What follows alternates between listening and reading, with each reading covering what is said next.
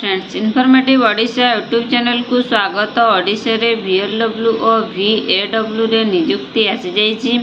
आपण माने निज निज ग्राम पंचायत रे एही चाकरी करि परिबे। आपणकर योग्यता +2 पास करिथिबा दरकार विथ साइंस रे। जदि आपण साइंस और वोकेशनल रे +2 पास करिजंती ताले VLW रे आवेदन करि परिबे। अप्लाई ऑनलाइन रे हबो, कोनोसी ऑफलाइन रे हबो नै। ऑनलाइन साहाय्य रे अप्लाई हेबो फ्री रे, कोनोसी फी एठारे देबा पई पड़िबो नै, फ्री रे अप्लाई हेबो। ताले 1200 प्लस वैकेंसी बाहरिची, दरमा 20,000 रही। समस्त पिला आवेदन करि परिबे। VLW बा VAW रे समस्त पिला ओडिसा रो आवेदन करि परिबे।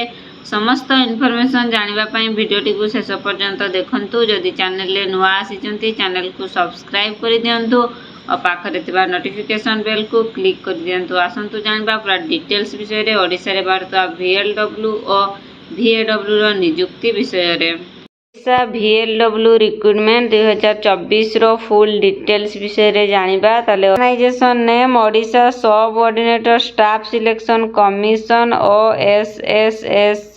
टाइप ऑफ जॉब होची permanent. Category Odisha government job. Name of the post VLW and VAW। Application mode online रे। Who can apply? All Odisha candidates apply करि परिबे। प्लेस ऑफ पोस्टिंग ओडिशा रे ही पोस्टिंग हेबो।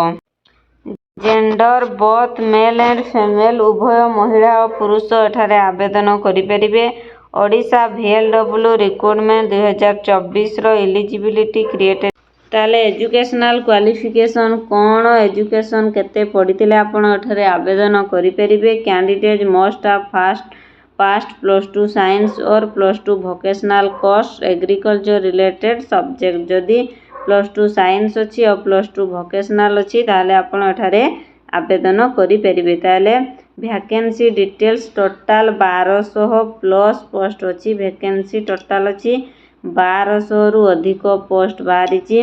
एज लिमिटेड मैक्सिमम एज होची 32 years, minimum age होची 21 years. 21 years रु अधिक होइतिबो आउ 32 इयर्स रु कम हेतिले आपण एठारे आवेदन करि परिबे।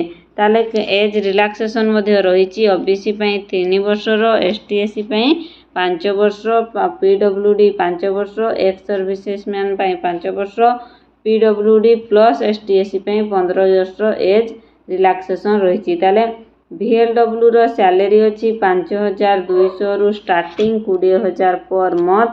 आउट अछि 18,000 रु 56,900 per month salary रहिची।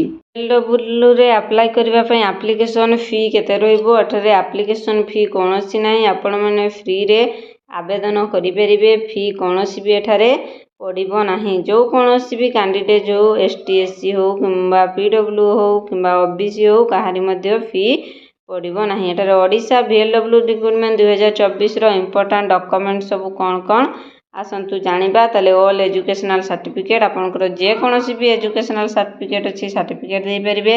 Recent colour passport size photo देई परिबे। Caste certificate, Aadhaar card, resident certificate, experience certificate, employment exchange certificate आउ वोटर ID कार्ड। एई सब थिले आपण माने एठारे आवेदन करि परिबे। एई सब डॉक्यूमेंट्स थिले आपण माने एठारे आवेदन करि परिबे। VLW recruitment 2024 how to apply offline. आपण केमिति एठारे अप्लाई करि परिबे। तो नाउ इंटरेस्टेड जदि आपण माने अप्लाई करिबा पई चाहुचंती ताहले any device then go to Google and go to our official website. ताले गूगल को जानतु आ ऑफिशियल वेबसाइट रे सर्च करंतु लेटेस्ट जॉब विषय रे नोटिफिकेशन रे। ताले आपण आवेदन करि परिबे। Carefully notice before apply his job. जदि माने आपण अप्लाई करिबा पई चाहुचंती ताले सेठी जो नोटिस दे दिची ताको आपण माने केयरफुली भाबरे पढंतु। पूरा केयरफुली भाबरे पढिबे। केयरफुली रीड नोटिफिकेशन, केयरफुली भाबरे पढी कि आपण अप्लाई करि परिबे।